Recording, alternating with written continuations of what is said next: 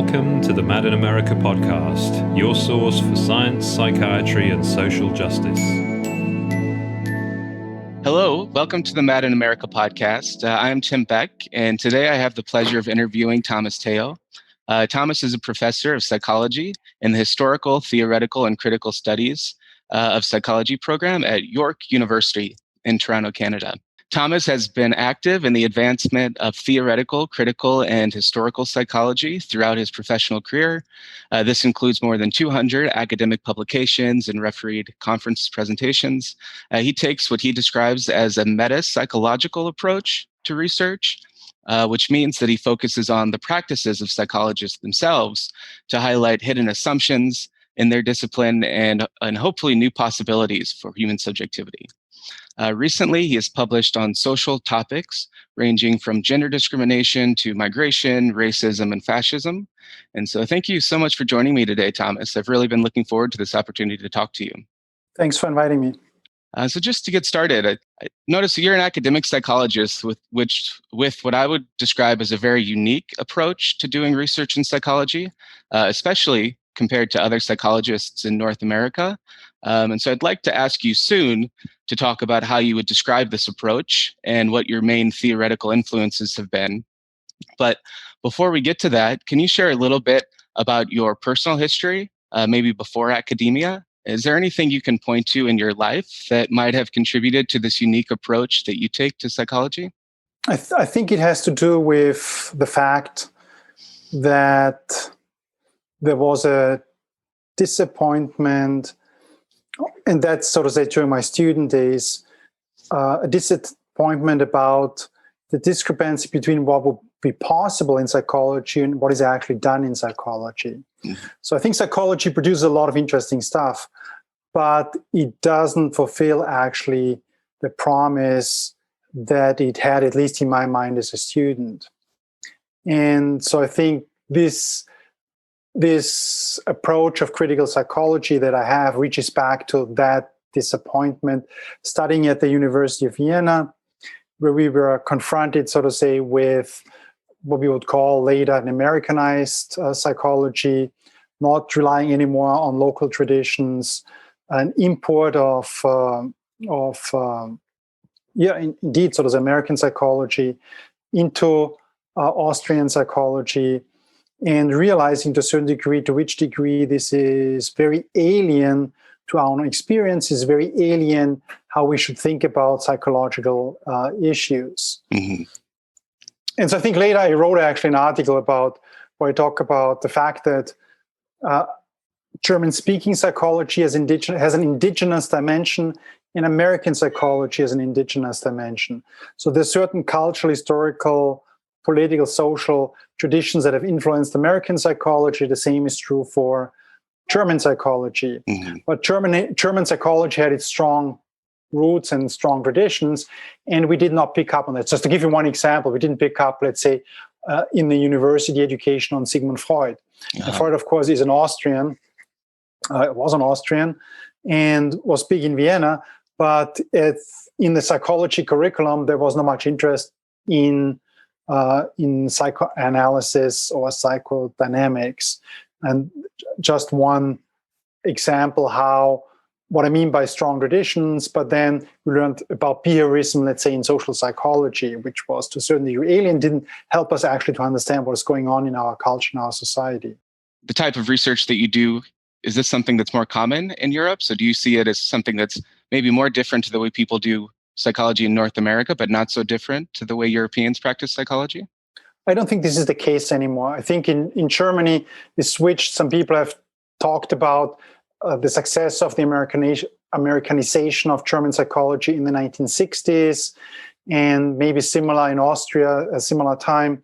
And so I think if you go back now to Germany, Austria, and you study psychology, it's very much the same thing what you'd have in United States or Canada. So the process of the globalization of American psychology, I think, is pretty much finished. But maybe in the 1980s, when I studied, there were still some remnants. There were some people still challenging, so to say, what was going on, and to which degree psychology is actually a status quo supporting and not a status quo challenging discipline. And so we were influenced with some of those people in critical psychology, especially German critical psychology, who gave lectures and seminars in Vienna to be, knowledgeable about some of those counter traditions. See, like even now you're describing your approach to research in terms of critical psychology, which I'm guessing is a term that most people and maybe even some psychologists are not all that familiar with. So I'm wondering, can you explain just what you mean by critical psychology and what it is that you think makes your research unique? That is, of course, a very difficult question to define critical psychology.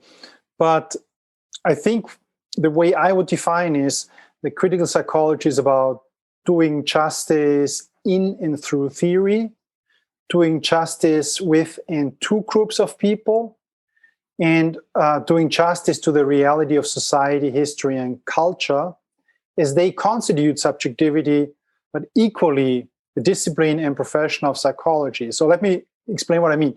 Doing justice in and through theory. So there's some people who have a very strong theoretical interest, and I'm included in this tradition. And so we would be interested, is psychology doing justice to what we would conceive the topics, the problems of psychology, to the subject matter of psychology? Is psychology doing justice in its methodology? Is psychology doing justice in its applied practices? And so we would apply then, would do critique, we try to reconstruct what happened in psychology, would try to develop counter concepts. I think what you're more interested in, or what your program probably is more interested in, the question about, is psychology doing justice with groups of people and to groups of people? So the question, has psychology done justice to women in its past? Has psychology done justice to the poor in its research? Has it done justice to racialized minorities, to people outside of the center? Has it done justice to people with disabilities? Has it done justice to people with physical or mental disabilities, to LGBTQ people? Has it done justice to community problems? So I think that is what I mean by people who focus then the question, to which degree has psychology or mainstream psychology or traditional psychology done justice with groups of people and to groups of people? So, of course, in the critical tradition, you would want that justice is done with people and not against people or about people, but to include people in the theorizing, in the research of psychology. Yeah, that makes sense. And that really speaks to something that I think is so powerful about the work that you do. I like this idea of doing justice with a group of people. And I think, my sense is oftentimes when people hear this idea of doing justice to something in research, they think, well, are you representing it accurately? Are you portraying it in an objective way? And I really like the way that you situate objectivity within the set of practices that the psychologists are carrying out. It's not just this value neutral thing that people strive for. And there's this one quote that I found from your work that I really liked. It said that objectivity is not only an epistemic category, it's also a value that guides science. And to me, this really speaks to what you're saying with this idea that psychological knowledge is situated within history, culture, society, and in fact, ideology. And so I'm wondering if you can maybe clarify this a little bit more and explain how you see psychological knowledge and maybe even science more generally to be related to ideology? First, to your first part of your question, I think I strongly believe that there's an entanglement between epistemology, ontology, and ethics. And use the example of objectivity. So if you think about it, what does objectivity mean? Objectivity means we do justice to an object, but objectivity is also a value, an academic virtue. You have to be objective. You're not objective is like a ethical condemnation. So it's not only an epistemological category, but also an ethical category. And I think the problem comes exactly from what you mentioned there. The question, well, what do we do justice to? So do we want to do justice to an abstract concept of science, or do we want to do justice to problems or to people? And if you say, well, it has to be justice to people, then you might choose a different methodology. So what is the point of having the greatest method, the greatest instrument, if it doesn't do justice to the problem or it doesn't do justice to people? So this is sort of, I would reconsider this entanglement between ethics and epistemology. It reminds me of other parts of your research that I've looked at, where it seems like you draw often on post-colonial researchers who write about concepts like epistemic violence and epistemological violence. It seems like you describe these as certain mechanisms of othering that operate within academic psychology, where a certain group of individuals, sometimes implicitly, is constructed in an inferior way to other groups. And so I'm wondering if you can maybe clarify this point as well.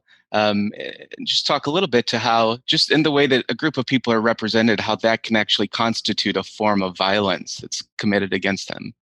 Well, when I developed the concept of epistemological violence, I had a very specific dimension of scientific research in mind, namely the interpretation of data. So that was basically the original intent of this concept. And as you said, post-colonial researchers such as Spivak had the idea that any kind of written text or spoken text about, let's say, Indian culture is a form of epistemic violence. And I ask myself, does this work in psychology? And I would say, yeah, it works in psychology, but it's not precise enough. It's not concise enough. And so I try to argue, also trying to convince mainstream psychologists that epistemological violence is located in the interpretation of data. So not only, I didn't want to locate it in the realm of what kind of questions are asked, what kind of methodology is used, what kind of applications are suggested. All of that, you can have epistemological violence as well. I very clearly wanted to have it in the scientific domain, meaning in the interpretation of data, where traditional epistemologists or methodologists say, well, there's a problem between what you receive as data and the interpretation of data. So my point was, epistemological violence is committed when you interpret empirical research that in a way that implicitly or explicitly construct the other as inferior or problematic, despite the fact that you have alternative, equally viable interpretations based on the data. So think about a finding of difference. You have two groups, you find a difference, and then you say it's in the nature of group A to be less intelligent. And that would be, for me, so to say, a form of epistemological violence, because the finding of difference itself does not determine that type of interpretation. Or if you want to be more concrete, let's say you find differences. So you find that there's fewer women at Ivy League universities than men. That's an empirical finding. And then you interpret and say, well, women are less intelligent.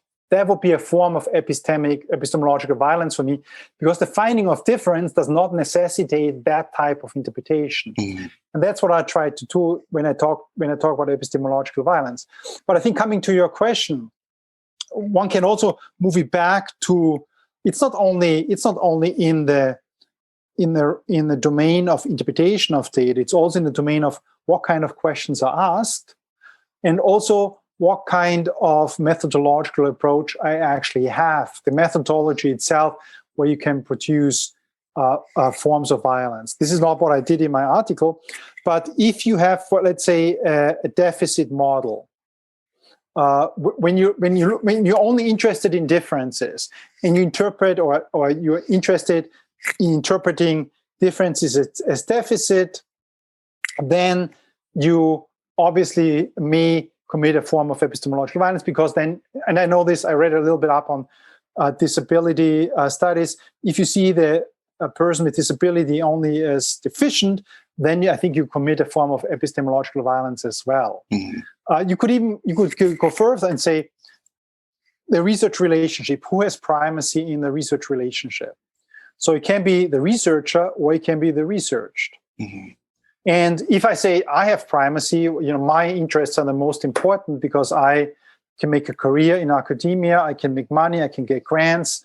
And so if I do research about or with people, it's only about me as the primacy, and I set the agenda, I set the questions, I set the methods, then obviously you could say that is also a problem that is inherent in traditional psychological methodology. And you have to move outside of traditional psychological methodology in order to find alternatives to that mindset where actually primacy belongs to the research, such as in participatory action research, to use only one example in terms of methodology. So my point is, you could also make the argument that that injustices, forms of violence can happen not only in the interpretation of empirical research, but even in the methodologies that are chosen themselves. So you would choose as a critical psychologist, I guess, a method that is with and for people, not about and to people.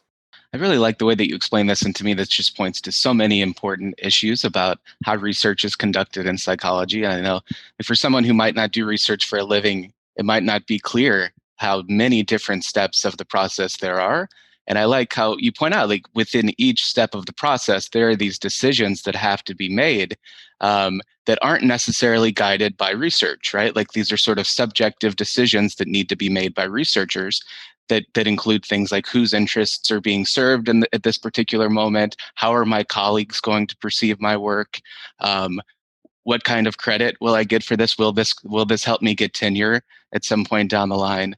And all of these decisions could end up having an impact on the people who are being researched later on, but these are often not accounted for in the research process, right? Like in the methods section, very seldomly does a researcher talk about how doing this research might actually help them get tenure later on, but that could be an important point that's made at some point. So yeah, I think that really gives me a lot to think about there. No, it's, some people have called it also, the practice of research have called it drive-by research or fly-in research. So think about Canada and Inuit communities, and what they did within Inuit communities, especially psychologists, was, okay, I have an interesting question, I have an interesting hypothesis, I have an interesting instrument. Let's just go up to Inuit communities, fly in, give them a question, and have them fill it out and fly home back to the city, into my lab, to my office, and then I do a publication based on that. That doesn't serve the Inuit community at all. Mm-hmm. And so this is what I mean. There would be primacy of researcher, would not do justice actually to Inuit communities. And then somebody publishes a research saying Inuit, and then again, difference, whatever, Inuit communities have a higher on X than urban communities or something. Mm-hmm. That doesn't do anything for that community. So, and the way what is rewarded, so to say, as you pointed out, in the professional career, is the quantity of publications, and it's actually very difficult to do research with Inuit communities. That takes time. You need to make contacts. You have to get accepted, and that might take a very, very long period of time. That is a process that is not rewarded. So what is rewarded is the quantity of publications, and so drive-by research is, I think, a necessary outcome, or fly-in research is a necessary outcome of the existing practices in the discipline of psychology as well as in other disciplines. Mm-hmm. Yeah, and I think this connects to something you talk a lot about in terms of neoliberalism as this sort of overarching ideology that a lot of research operates within. And I'd like to ask you about that as well. But before we lose the topic we were just on, this idea of epistemic violence reminds me to some extent of the way that psychiatric diagnoses are supposed to serve as these clinical tools that clinicians and psychiatrists use to help them make decisions and do their work. But often it seems like these concepts get pushed beyond that, and they get used either as research constructs to group individuals in particular ways, or sometimes they're actually service users are encouraged to understand themselves through these concepts, and they become something like identities for them. Would you say that this process, does this connect in some way to the sense of epistemic violence that you're describing, or is this different in any way? I would not necessarily apply the term epistemic violence, but I would apply the term of power, the power of psychology. And critical psychologists are interested in understanding power structures, to which degree individual subjectivity is connected to history, culture, and society, to which the discipline and practice of psychology is connected to history, culture, and society. And we call that the psychologization of subjectivity. So the realities, you said, or looping effects, as Ian Hacking has called it, the fact that somebody develops a category and we start to understand ourselves through those categories is actually the power and to a certain degree the success, quotation mark, of psychology, that people understand themselves more and more through those categories. And it's a process of power in the meaning of Foucault. That's also a form of subjectification. So I understand myself through those categories. I don't use other concepts anymore in order to understand psychosocial processes. Mm-hmm. So, for example, when former President Obama talks about an empathy deficit in American society, he applies a psychological category to make sense what's going on in American society.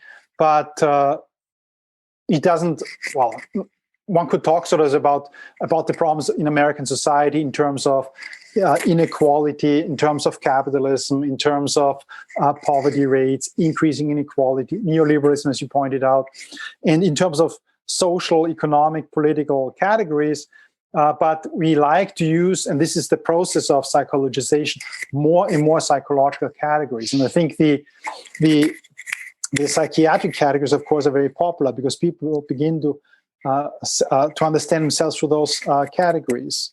Mm-hmm. And we have to analyze that process of power that is expressed in psychology and psychiatry and the psych disciplines. And so let me just add something, what I just thought about. I'm not sure if you know the work by Lisa Cosgrove. Lisa Cosgrove works a lot on financial conflicts of interest in psychiatry, and she showed empirically the financial conflicts of interest that people, that DSM panel members have. Let's say we take scientific criteria, scientific values such as transparency seriously. Well, why don't people in their practice or in their research disclose, so to say, that there was a certain financial conflict of interest found when they dealt with this category? So I'm just doing this hypothetical. Of course, nobody would do that. But imagine a practitioner saying, I use category X, and it has been pointed out in the scientific literature that this category is afflicted with a high level of financial conflicts of interest. I still use this category, but I want to warn you, there's a large financial conflicts of interest. That would be complete transparency if we take those scientific criteria seriously. But that is, of course, not done because it would undermine, so to say, indeed, the neoliberal practice of psychology, where, and this, I think you hinted at that, which is the question about what I have studied or what I've written about epistemic modesty and epistemic grandiosity. Epistemic modesty is the case that, knowledge has become so complex. There's so much recognition to which degree historical, cultural, and personal factors affect knowledge and limit knowledge.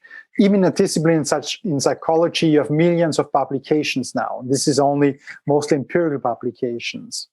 So the logical consequence would be, the logical outcome would be that we are all epistemologically modest. But what we observe is the opposite, epistemic grandiosity, and people who believe they can assume a point from nowhere there, that I'm objective, other people are subjective. My knowledge is true, and don't endorse the idea that knowledge is always fragile. And the question is, why do we have that? Why is it that we have a logical outcome that would recommend epistemic modesty, but we have epistemic grandiosity? And this brings us back, I think, to neoliberalism. That in neoliberalism, the academics as well are required to market, sell their products, their knowledge, their articles, their books, their chapters. Also in terms of tenure and promotion procedures, again, the quantity of publications, the amount of money that you could attract, all of those neoliberal factors play a role in success in academia. And so it would be difficult to go on TV or on radio and say, well, actually, we don't know so much about those things. It's actually a very complex issue, rather than saying, well, I'm an expert, I'm going to tell you how it is.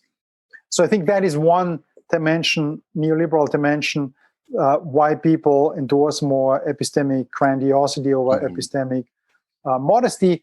The other one is, of course, that we encounter now lots of people who pretend to be knowledgeable, to know how things operate, even if they don't actually have this knowledge. And so you have then, and that is sort of the competition of academic and scientific knowledge, which everyday knowledge, where you have then to pretend to know more than you actually know, that knowledge is less fragile than it actually is, because you have to operate, let's say, against people who trade in conspiracy theories.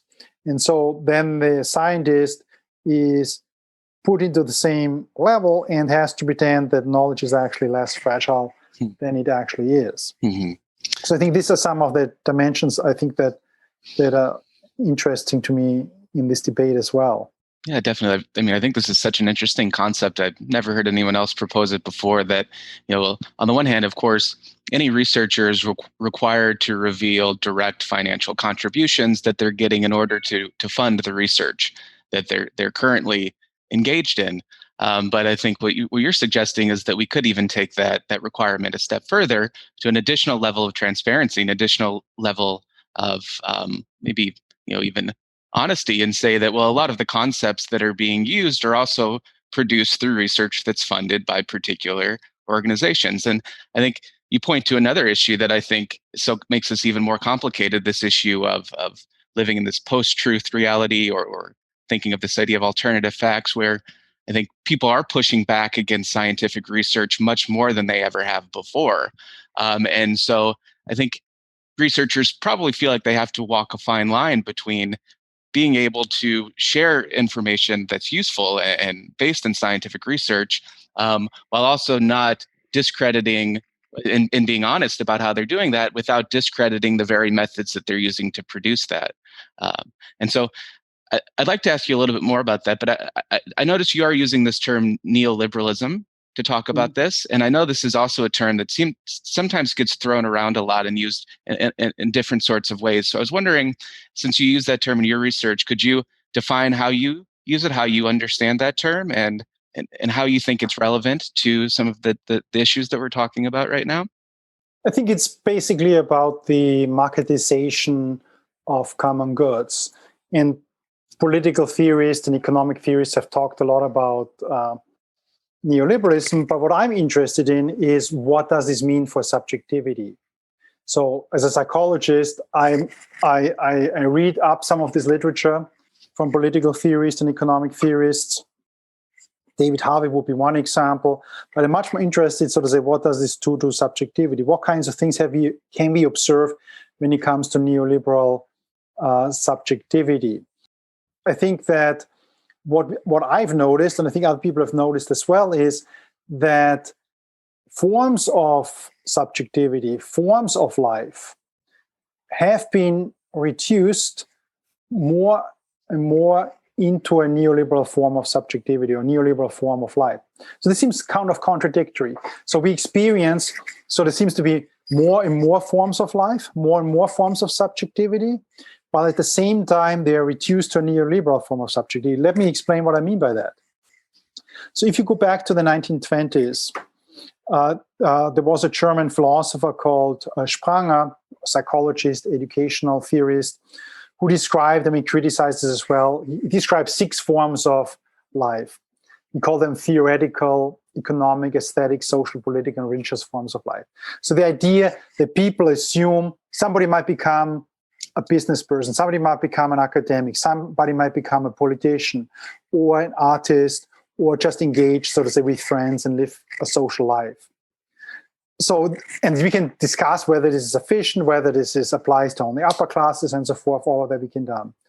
But what we can find now is that these 6 forms of life that he describes, according to my theorizing, is reduced to a neoliberal form of subjectivity, namely to an entrepreneurial form of life. So if you want to be, if you want to assume a theoretical form of life, we talked about academia. If you want to become an academic, you have to also have an entrepreneurial form of subjectivity. If you want to become an artist, you also have to have an entrepreneurial form of life. if you want to become even a religious leader, you have to endorse entrepreneurial form of life. So this, as a politician, so closely linked to an entrepreneurial form of life. So this is what I mean, how despite the expansion of seemingly forms of life, you still, so to say, molded into an entrepreneurial, a neoliberal form of subjectivity.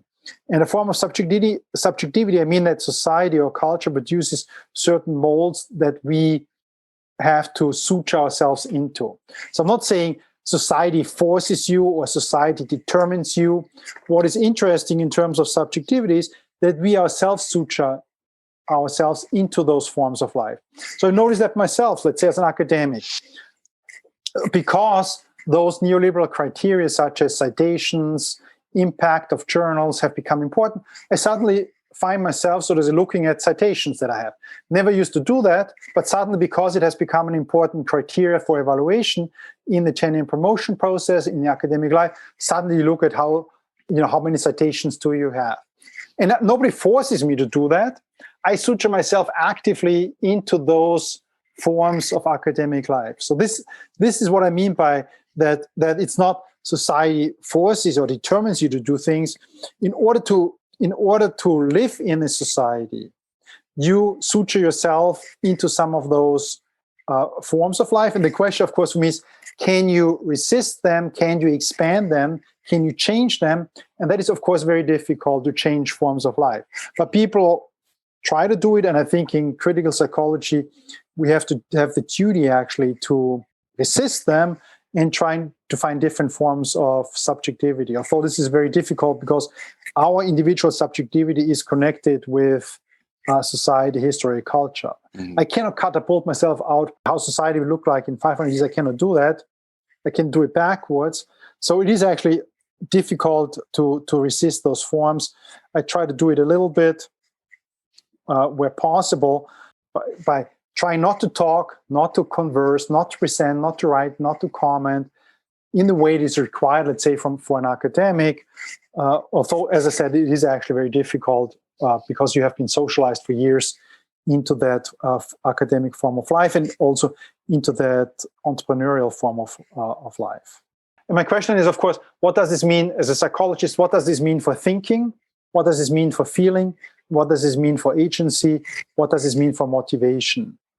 Yeah, I think that's, to me, really fascinating. And there's at least two different directions where I can see that going. Like the one hand, to go back to what you were saying about being honest and, in a sense, modest about the ways in which the concepts that you're using might have been constructed through various funding streams and what implications that could have for your own research. Like, to me, that can only happen if you're able to reflect on your own and participate reflexively in your own process, and you have a vocabulary to talk about and a set of ideas to use to think about these concepts. And it strikes me that a lot of psychologists and psychiatrists, they're not trained in the humanities, or they're not trained in other social sciences where they, like sociology, where they might be given a framework to think about these sort of issues. So on the one hand, do you see this as sort of part of a deficiency with the way psychologists are trained, and that they're trained in very specialized ways and they don't have the tools? Or do you think that it even goes beyond that? No, I absolutely agree. That's why we have promoted what we call the psychological humanities. Uh-huh. So the idea that we can learn about the psychological from history, from philosophy, from social theory, from political theory, economic theory. And so, if that's how do we do justice, coming back to this question, to the topic of psychology? Well, if we want to do justice to psychological, let's say psychological processes, psychological topics, we need to include the humanities. And that is sort of say part of the project that I'm also promoting, the psychological humanities.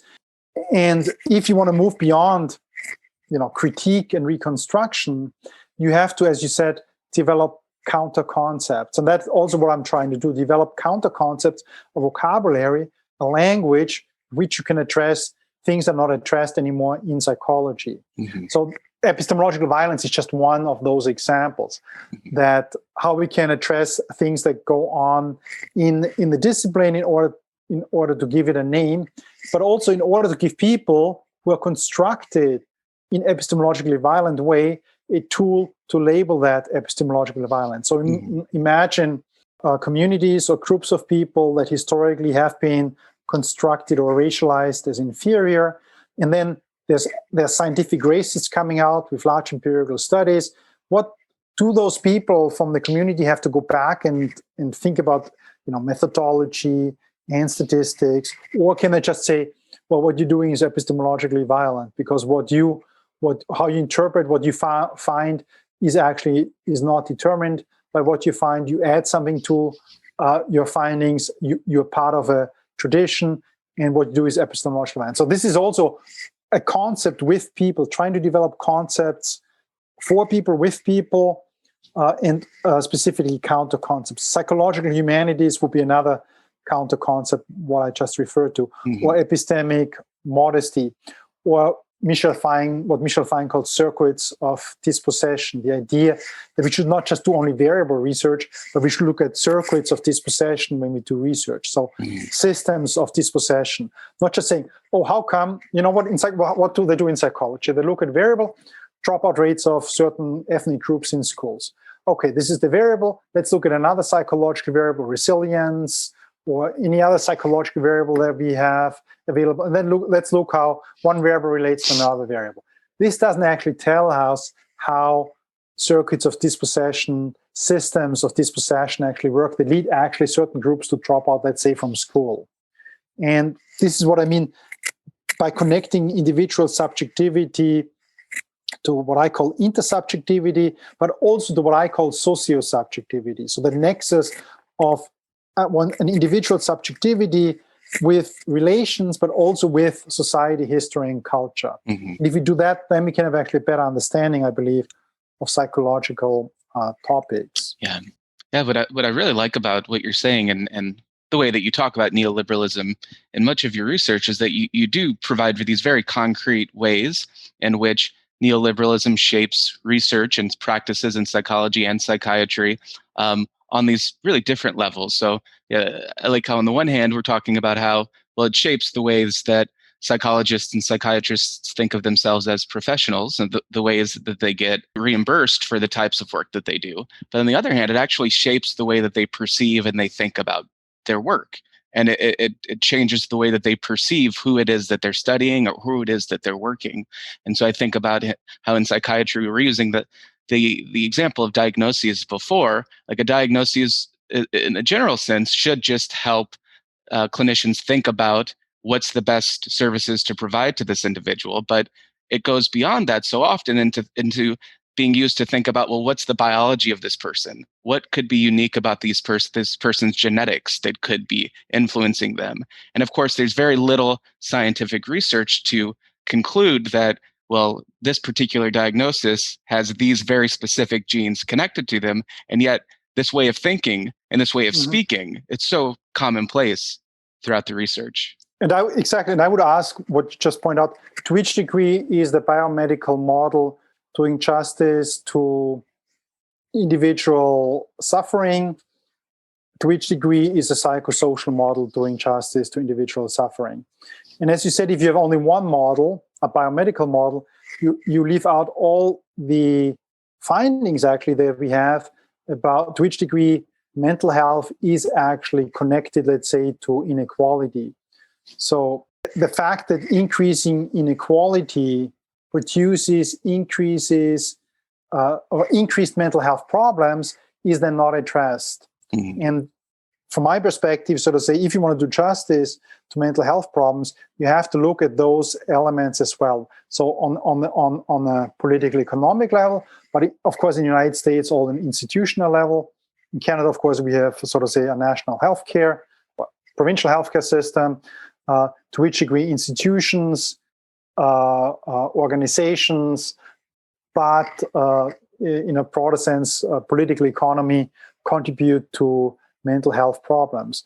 Wilkinson, of course, talks about that increasing inequality causes increases in mental health problems.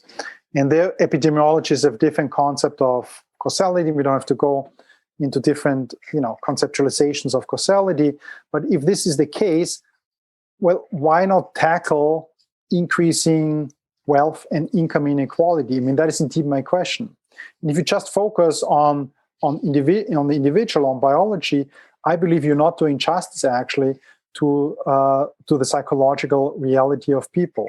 Yeah, that's the solutions that are offered are defined by the ways that the problems are talked about at the beginning, right? So if you define the problem in these very narrow biomedical ways, it doesn't really afford the opportunity to talk about solutions in many other ways, right? So it's so many different levels. And this reminds me another concept that you talk about, that you've written about recently, this concept of subhumanism. And I really like the way that you connect this to topics of migration. And you talk about how this concept of subhumanism serves to justify racist or otherwise fascist public policies. And so I'm wondering, can you speak a little bit about what you mean by this term subhumanism and why you see it as being so important to what's going on in the world today? Well, I'm working actually also on fascist subjectivity. And my argument is that fascist subjectivity is a socio-relational ontology. So I differentiate it from fascist politics. Again, so to say, there's lots of work on what constitutes fascist politics. And my question is, what constitutes fascist subjectivity? And my argument is, when you talk about fascist subjectivity, you cannot only do it through processes, you have to look at content. So what is actually the content of fascist subjectivity? In my argument, it's a socio-relational ontology, meaning there is not enough to go around for all human beings, and wealth, in a broad sense, should not include the other. Who is the other? The other is the racialized other, or the other is the subhumanized other.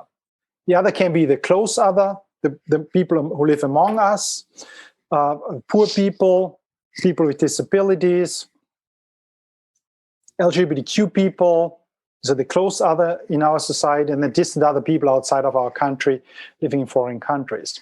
And so my point is that you in a fascist subjectivity, you have capitalist political economic thinking and or doing combined with racism and or subhumanism. So think about German fascism. So they wanted to exclude the Jew, they wanted to exclude the communists, they wanted to exclude the gypsies, the gays, the lesbians, and of course, so to say, outside of the country, also other people. But not everybody could be racialized. So the Jew could be racialized and subhumanized. But the German fascists were also, as you know, promoting what is called the T for euthanasia program, which led to the killing of people with mental or physical disabilities.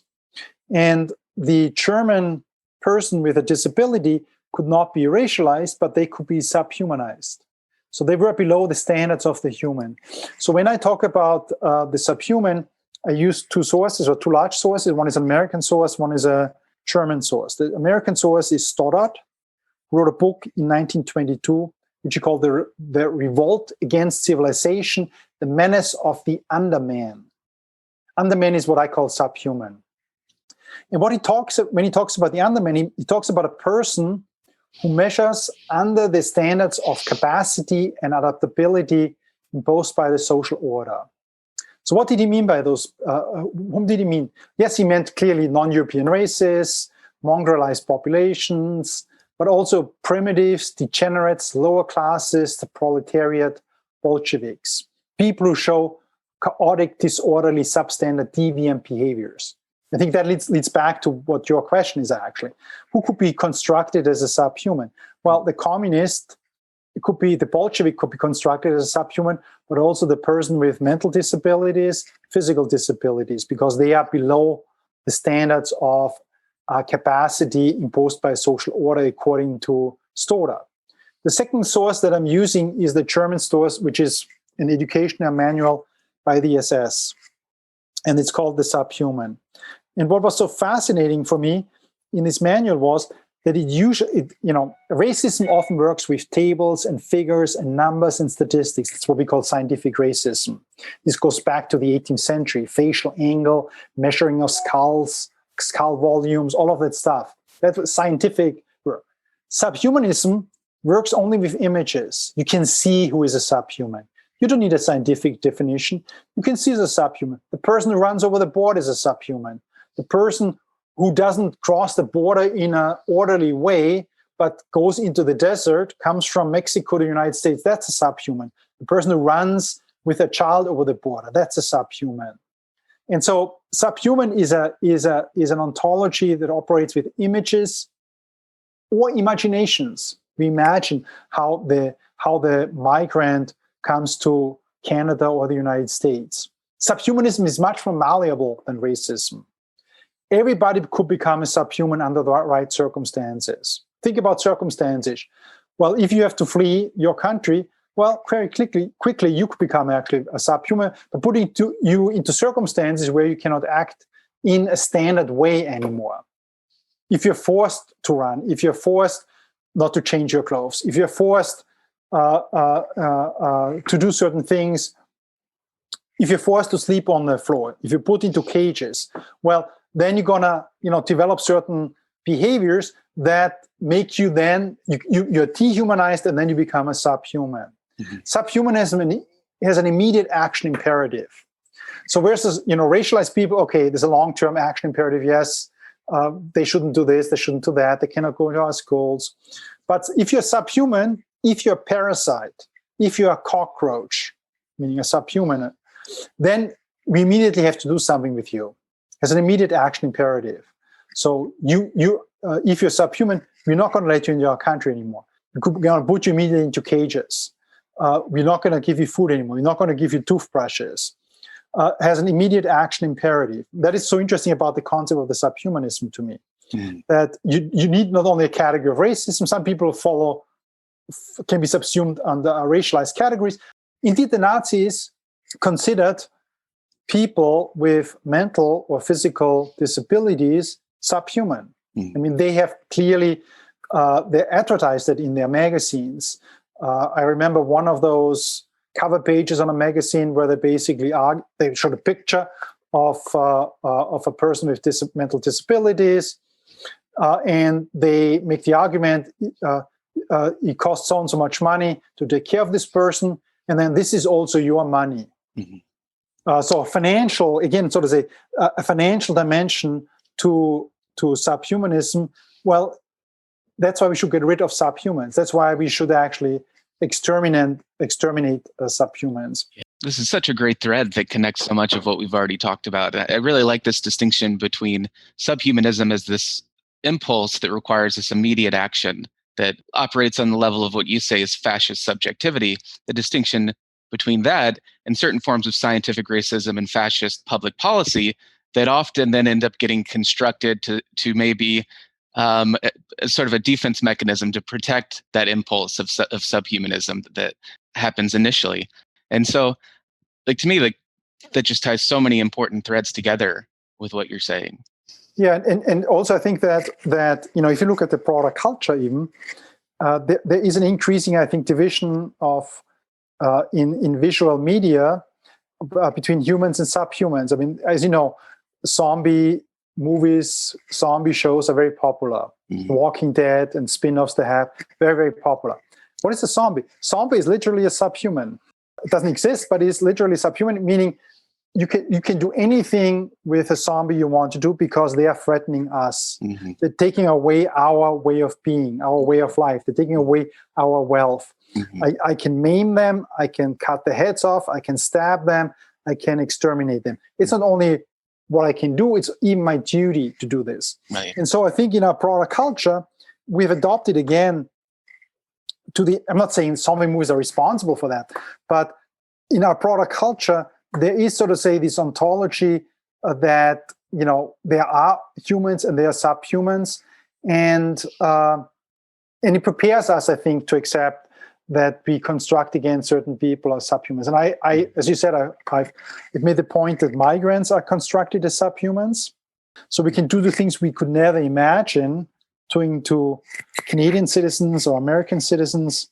And it has an action imperative, and it finds actually support among a substantial hopefully not majority yet in a population, but substantial amounts of people supporting actions against migrants. Mm-hmm. And the question is, which is of course more relevant to your interests, to which degree are people with mental disabilities made into subhumans as well? And I haven't studied that as much as I should, but there might be certain tendency where this is occurring, especially as people have pointed out when there's a violent act occurring, and people have pointed out there's obviously much lower amounts of violent acts by people with mental disabilities. Mm-hmm. But once it occurs, the degree to which this sort of is then reconstructed as a subhuman person to which we can do whatever we want to do. But I don't know, to be honest, enough about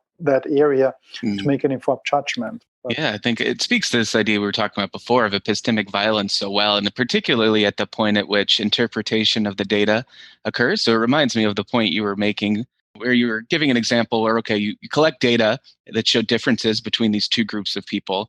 Well, differences are one thing, but then to go and take that a step further and say that one of those set of differences is a result of this person missing something, like that they're missing something that other humans tend to have. And I think of like the autism empathy debate, where people who are on the autism spectrum are talked about as not having empathy or lacking empathy. And then oftentimes empathy is talked about as this essential human trait. And so even if it's not stated explicitly, the inference is that people on the spectrum are missing something that's essentially human.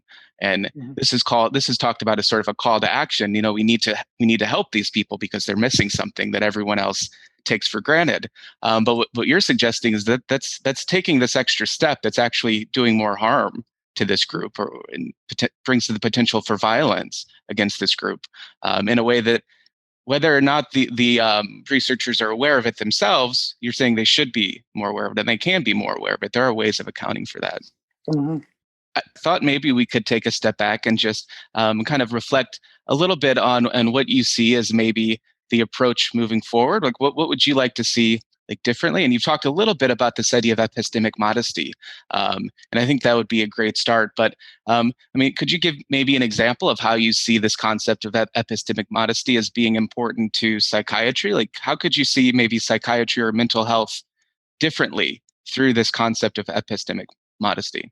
Well, I think it would change the discipline, and it's very difficult for the psych discipline for some of the reasons that I mentioned, but there's also the internal reasons, such as the lower status of psychology, the lower status of psychiatry in the medical disciplines. And for that reason, epistemic modesty is actually a very, very difficult virtue, I guess, to embody. But it would look differently if this is done, I think. Exactly the way it is done, I'm not sure. It's probably a slow process. It's the question to which degree this is even possible, or is it just counterfactual as a reflexive tool, as a reflexive concept for people who have some awareness, I guess, about these problems. But I don't encounter it so often, to be honest, epistemic modesty. And speaking not for psychiatry, but for psychology, you find the opposite trend. The psychology, as you know, psychology tries to sell itself as a science. This is what I call hyperscience. So we have all these scientific tools, all these scientific methodologies in order to hide that we are not just a natural science, but that we are also, sort of say, a cultural, historical, and a social science. In hiding that, we developed all these apparatus and technologies of science, which are not always doing justice to human problems or to human topics. And now to ask them to be more modest about claims about the scientific status of psychology, talking about what we said before about the role of culture, history, and society in psychiatric and psychological knowledge, the role of pharmaceutical interests in psychiatric knowledge. All of those things would not, sort of say, abandon a psychiatric knowledge, but would relativize psychiatric and psychological knowledge, contextualize it. That is very, very difficult, I think, to do in the end. So I'm not exactly sure how we can go about it. I'm still trying to put it out and even sort of say, yes, it has some impact to use this terminology. When I talk about epistemological violence, it had some impact, but I don't think it is a broad concept that will go into an introductory textbook of psychology. Right. So it has not that impact of reaching a broad mainstream audience. It might go into a textbook of theoretical psychology or even history of psychology, but doesn't sort of say reach, I think, a broad traditional mainstream audience. And that is the reality, which does not prevent me from doing what I'm trying to do. Yeah, that makes sense. And it reminds me of another thing that you've talked about in this. I really like in your work the way that you talk about the concept of agency. And you talk about agency not necessarily as this individual trait that someone can express or act on their own, but almost as a form of collective action that can have the power to change social and economic realities for people.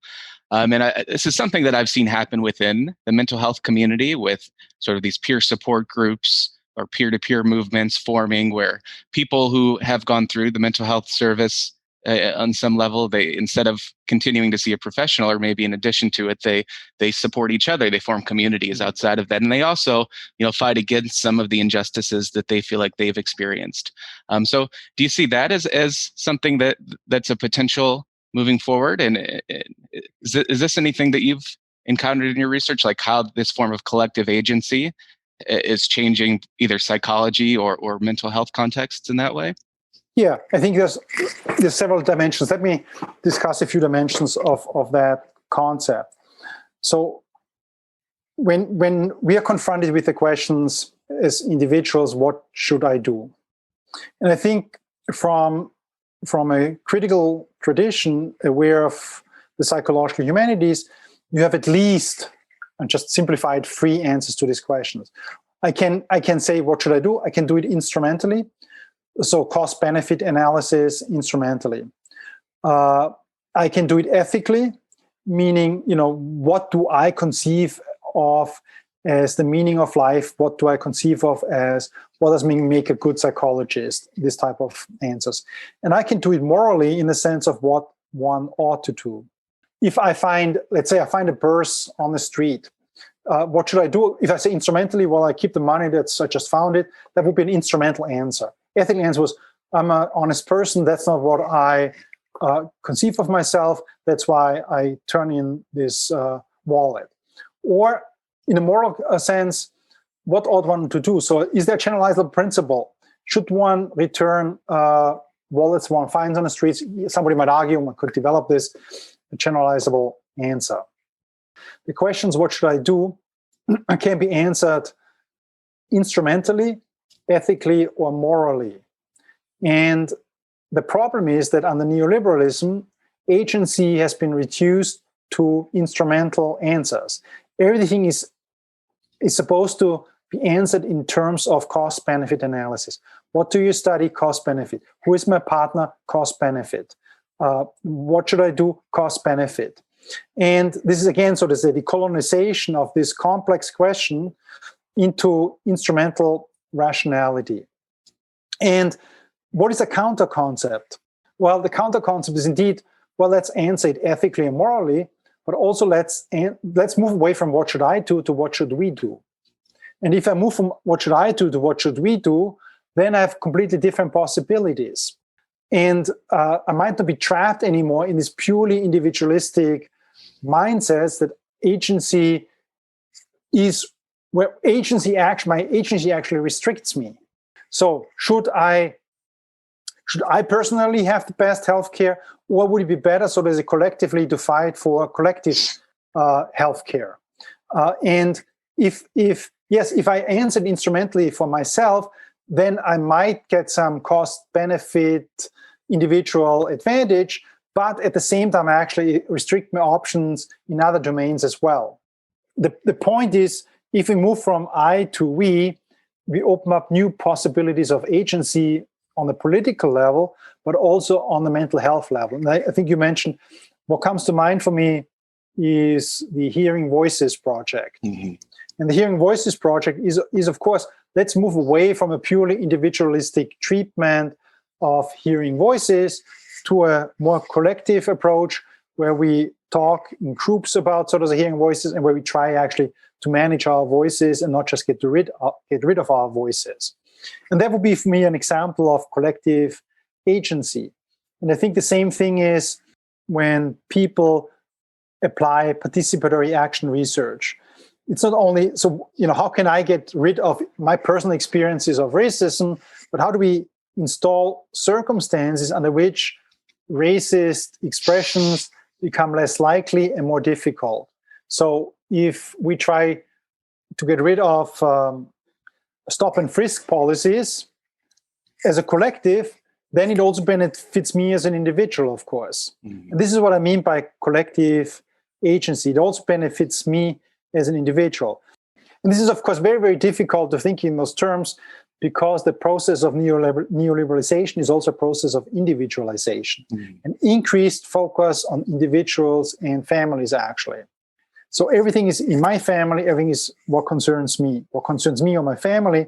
If this is the only focus, we lose actually the perspective of community, collective society, culture, and history, and makes it more difficult actually to advance real solutions. I think this is the case, that it's more difficult to advance solutions that benefit large segments of the population versus just me and my family.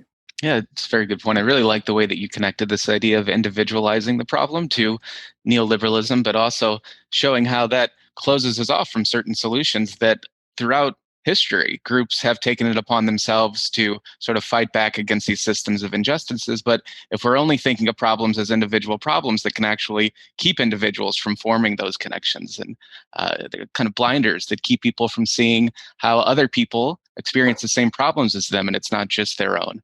So yeah, thank you very much for summarizing all of that. So I just really have one other thing that I'd like to ask you about. And so I'm curious if you have anything that you're currently working on, or is there anything that you're planning, any projects that you're planning for the future that you'd like to share a little bit of information about? Well, I'm very interested in the concept of diability. And this relates, of course, to fascist subjectivity. It also relates back to subhumanism, the question, who is diable in this society? And by diable, I mean not only disposable. If you're diable, you don't need a replacement anymore. Disposable, you can have replacement. Of course, there's a certain overlap between diable and disposable, but my question is, who is diable in our culture, which relates back to migration, to the pandemic, to fascism, to increasing fascist subjectivities? Who was diable in classical fascism? The Jew, the Gypsy, the communist, gays, disabled persons, whoever was conceived of as an enemy of the state. In liberal democracies such as ours, we also have a certain form of diability. Asylum seekers and their children are diable. So think about people who died in the Mediterranean Sea in Europe. They were conceived as being diable. In the COVID-19 pandemic, it's the elderly who are diable. People with pre-existing medical conditions who are diable. Indigenous people, precarious workers are even diable. Prisoners, maybe as LGBTQ members. When it comes to law enforcement, blacks are diable. So there's an interest in the concept of diability for me, which I want to relate back to fascist subjectivity. The idea, so to say, when it comes to the COVID pandemic, of course, who is diable for economic reasons? I mean, they clearly bring economic reasons up when they talk about the diability of people. In order to keep an American economy, an American capitalist economy going, we accept that certain people are diable, which is for me sort of a form of fascist subjectivity. So this is one stream of thought, which is a more closer, directly related to thinking about the pandemic, of course. But of course, I have a larger project such as a theory of subjectivity, which is difficult as a theoretical project because it's obviously so encompassing and so many people have talked about it. To develop a theory of subjectivity, that's another project. And the third project is indeed what we pointed out throughout, a more systematic analysis to which degree epistemology, ethics, ontology, and aesthetics are actually entangled. So just to give you an example from aesthetics, arts-based research. I'm not sure if you're familiar with arts-based research. So there's several people now who have done arts-based research using the arts as a tool for doing research. That would be a more connection of aesthetics and epistemology. But I'm more interested in a systematic understanding of the entanglement of, if you want to bring it down to epistemology and ethics, to which degree epistemology is actually an ethical project. And people don't like to hear that, but I think you can show through evidence, for examples, and I mentioned at the beginning the concept of objectivity, to which degree actually epistemological categories are also ethical categories. Mm-hmm. So that would be a third project.